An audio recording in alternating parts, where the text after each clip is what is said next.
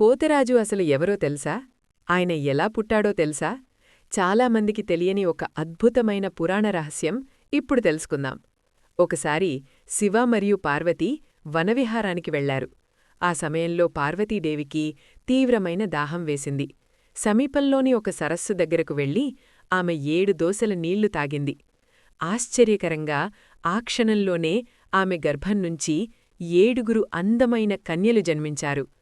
ఆశ్చర్యపోయిన పార్వతీదేవి వెంటనే శివుడి దగ్గరకు వెళ్లి అడిగింది, స్వామీ, వీరెవరు? వీరిని మనతో తీసుకెళ్దామా? అప్పుడు శివుడు చిరునవ్వుతో ఇలా అన్నాడు, పార్వతీ, వీరు స్వతంత్ర శక్తులు. వీరు ఇక్కడే ఉండాలి. అప్పుడు పార్వతి అడిగింది, అయితే వీరికి రక్షకుడిగా ఎవరుంటారు? అప్పుడు శివుడు తన దివ్యశక్తితో ఒక శక్తివంతమైన వీరుణ్ణి సృష్టించాడు. అతనికి పోతురాజు అని పేరు పెట్టాడు. ఆ రోజునుంచి పోతరాజు ఆ 7 కన్యలకు రక్షకుడిగా నిలిచాడు. ఆ కన్యలే పెరవాణి, శివవాణి, కొండవాణి, ముద్దరాలు, చిక్కులమ్మ, కామవల్లి, సిరివాణి.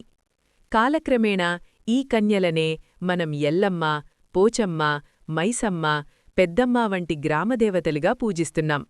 అలాగే మొత్తం 101 గ్రామదేవతలకు ఏకైక తమ్ముడిగా పోతురాజు నిలిచాడు. ఇదే పోతురాజు జన్మరహస్యం. శక్తి, రక్షణ, భక్తికి ప్రతీక. ఇలాంటి మరిన్ని అద్భుతమైన కథల కోసం మా ఛానల్ను సబ్స్క్రైబ్ చేయండి. నమస్కారం.